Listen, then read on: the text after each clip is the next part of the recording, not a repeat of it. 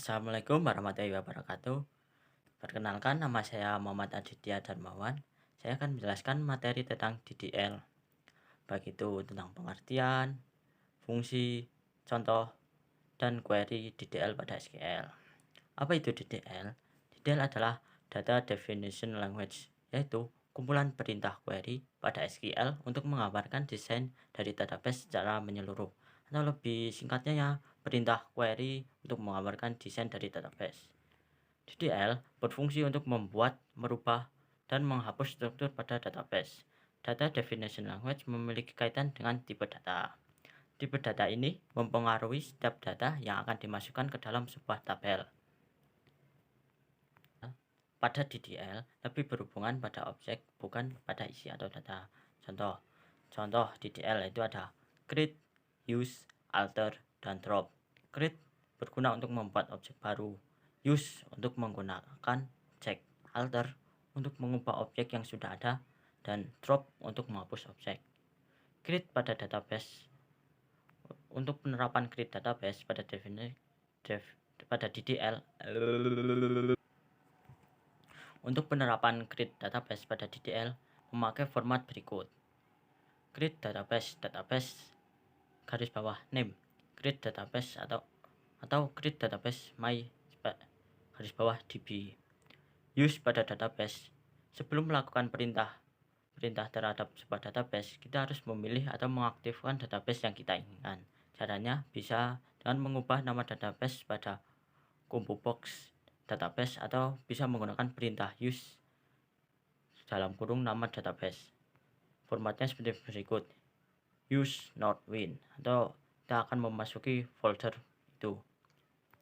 Yang ketiga ada drop database. Untuk menghapus database, pastikan database sedang tidak digunakan, dan untuk perintah menghapus database cukup dan format penulisan drop database name atau nama database tersebut. Contohnya yaitu drop database not win. Untuk data definition language juga digunakan pada tabel create, alter, drop, dan lain-lain. Berikut penjelasan data definition language pada tabel. Membuat tabel baru. Create.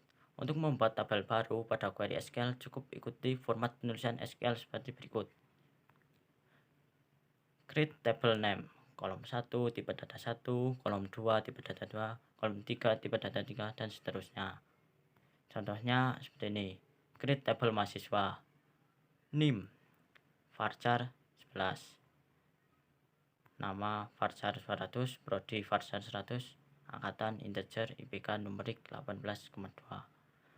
Untuk melihat info tabel pada SQL Server, kita menggunakan format seperti ini, exg sp garis bawah columns nama tabel atau exig sp garis bawah help nama tabel.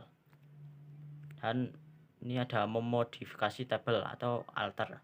Untuk melakukan modifikasi pada tabel seperti mengubah tipe data, kolom pada tabel, mengubah nama kolom pada tabel, menambah kolom baru pada tabel, dan menghapus kolom pada tabel tentu memiliki query yang berbeda-beda.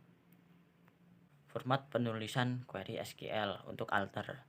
Untuk mengubah tipe data kolom, alter tabel nama tabel, alter kolom nama kolom tipe data baru. Untuk mengubah nama kolom, sp rename nama tabel, nama kolom baru, dan kolom. Untuk menambah kolom baru, alter tabel nama tabel, add nama kolom tipe data. Untuk menghapus kolom, alter tabel nama tabel, drop kolom nama kolom. Contohnya seperti berikut. Alter tabel mahasiswa, add alamat varchar 200. Untuk mengubah alamat dengan tipe data varchar banyak 200. Untuk menghapus tabel drop. Untuk menghapus tabel pada SQL pastikan tidak adanya relasi seperti primary key pada tabel tersebut. Apabila ada sebuah relasi pada suatu data, maka tabel tidak dapat dihapus. Jika tidak ada, cukup lakukan perintah SQL seperti berikut. Menghapus tabel secara keseluruhan. Drop tabel nama tabel yang digunakan atau tabel siswa atau apa itu. Menghapus semua isi data dalam tabel. Truncate tabel nama tabel. Pada DDL dikenal juga istilah SQL constraint. Constraint adalah fungsi untuk membatasi data yang masuk ke dalam data. Jika data yang diinsert bertentangan dengan aturan atau rule constant yang sudah ditetapkan, maka proses insert dibatalkan. Conditional query biasanya dilakukan pada saat create table dan alter table. Adapun jenis-jenis constant pada SQL Server meliputi not null, unique, primary key, foreign key, check, dan default. Berikut adalah jenis-jenis constantnya. Not null. Constant not null adalah memastikan nilai yang masuk pada suatu kolom tidak null. Untuk penulisan constraint null seperti berikut. Create table, nama table, dalam kurung nama kolom tipe data not null, atau alter table, nama table, modify nama kolom tipe data not null. Yang kedua ada unique. Constant unique adalah memastikan semua tipe data suatu kolom nilainya berbeda-beda.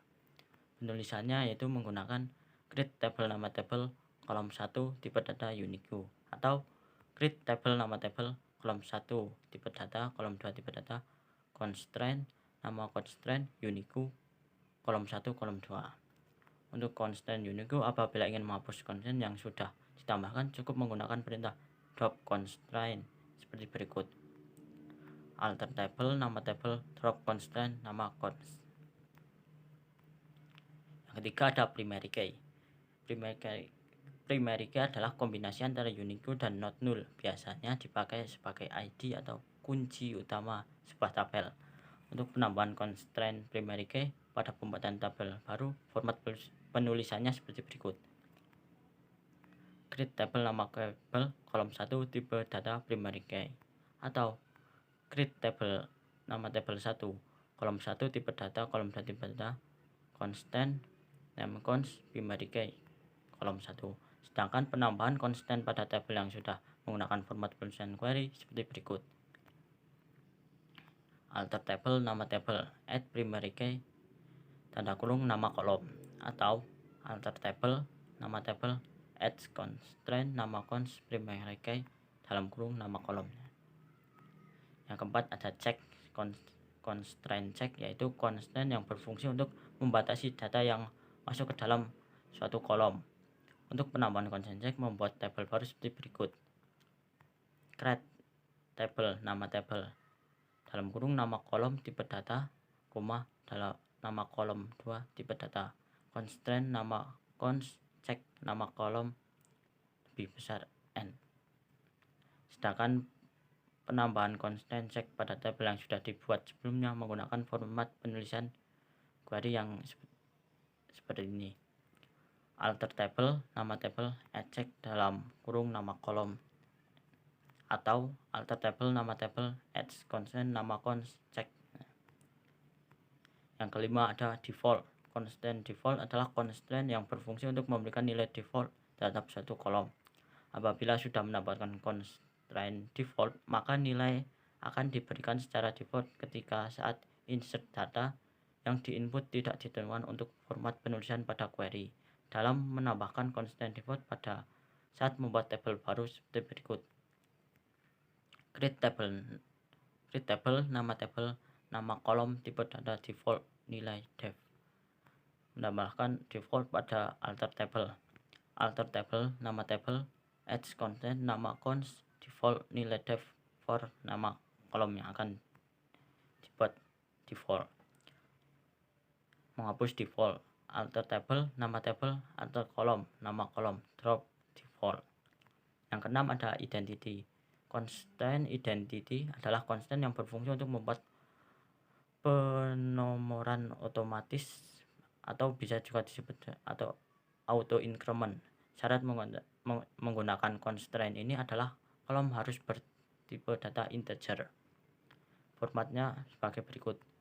Create table nama kolom integer identity dalam kurung 1,1. Yang ketujuh ada foreign key.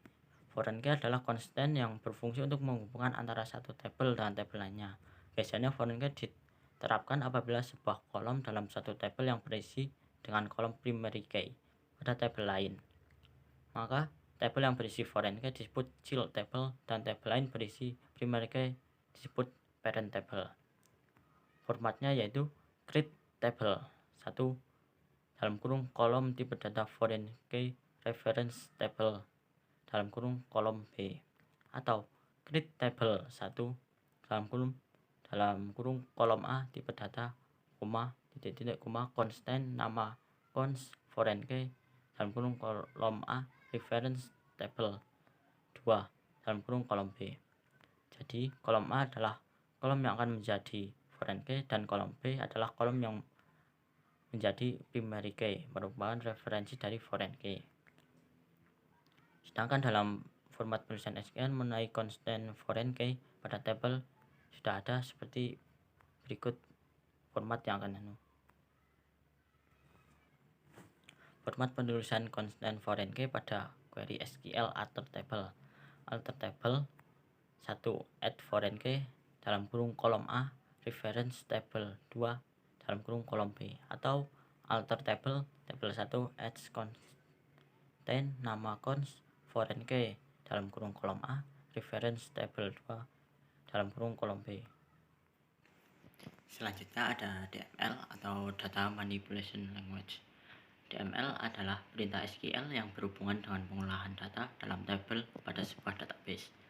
DML memiliki fungsi yang sama seperti DTL, mengubah, menambah, serta menghapus data dalam database. Macam-macam perintah DML. Perintah DML yaitu ada slash, perintah yang digunakan untuk menampilkan record pada sebuah tabel. 2. Ada insert, perintah yang digunakan untuk menambahkan record pada tabel. 3. Ada update, perintah yang digunakan untuk mengubah data. 4. Ada delete, digunakan untuk menghapus data.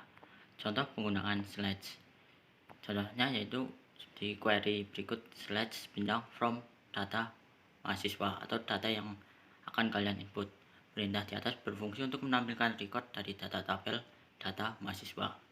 Contoh penggunaan insert into data mahasiswa dalam kurung nim, nama, values dalam kurung 201922, 2 gun, titik koma. Perintah tersebut digunakan untuk menambahkan record baru ke tabel data mahasiswa.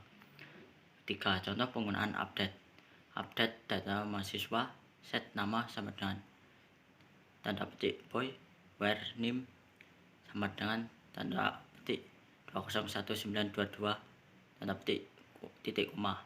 Perintah di atas digunakan untuk merubah data NIM 201922. Yang keempat ada query penggunaan delete, yaitu delete from data mahasiswa where NIM sama dengan tanda petik 201922 titik koma, digunakan untuk menghapus record NIM 201922.